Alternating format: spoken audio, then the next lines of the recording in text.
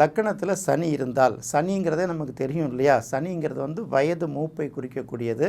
அது ஒரு மகிழ்ச்சியை குறிக்கக்கூடியது இல்லை, ஆனால் தூய்மையை குறிக்கக்கூடியது. அழகை குறிக்குது அப்படிங்கிறத விட தூய்மையை குறிக்கக்கூடிய ஒரு கிரகம். இது எப்படிலாம் பார்த்தீங்கன்னா, இவங்க கடுமையாக ஒர்க் பண்ணணும் அப்படிங்கிற மென்டாலிட்டியில் இருப்பாங்க. இவங்க பார்த்தீங்கன்னா, அவங்களுக்கு ஓய்வு எடுக்கத்தெல்லாம் இந்த காலத்திலையும் விரும்ப மாட்டாங்க. அதே போல் நாம் எப்படி இருந்தாலும் பரவாயில்ல, நம்மளோட உழைப்பு நல்ல மாதிரி போய் சேரணும் அப்படிங்கிற ஒரு எண்ணம் அதிகமாக இருக்கும்.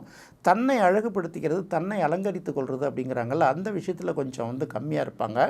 அடுத்தது பார்த்திங்கன்னா, இவங்க எல்லாத்தையும் எடுத்தங்கவுத்தங்கிற மாதிரி இறங்கவும் மாட்டாங்க. ரொம்ப யோசித்து தான் ஒரு விஷயத்தில் இறங்குவாங்க. அதே போல் ஒரு வேலையை கொடுத்தீங்கன்னா கூட செஞ்சு முடிக்கிறது கொஞ்சம் கூடுதலான டைம் எடுத்துப்பாங்க. ஏன்னா சனிக்கே மந்தன் அப்படிங்கிற ஒரு பேர் இருக்குது இல்லையா? ஆனாலும் பார்த்திங்கன்னா, slow and steady wins the race அப்படிங்கிறாங்கல்ல, அதேமாரி மெதுவாகவும் பக்குவமாகவும் தான் ஒரு வேலையை செய்ய ஆரம்பிப்பாங்க. அந்த ஃபினிஷிங்கிறது ரொம்ப சுகமாக இருக்கும் அப்படிங்கிறாங்க. இந்த லக்னத்தில் சனி இருக்கிறவங்களுக்கு பார்த்திங்கன்னா, அவங்க எப்போதுமே பார்த்திங்கன்னா தன்னோட மேலே இருக்கிறவங்கள பற்றி என்றைக்குமே கவலைப்பட மாட்டாங்க.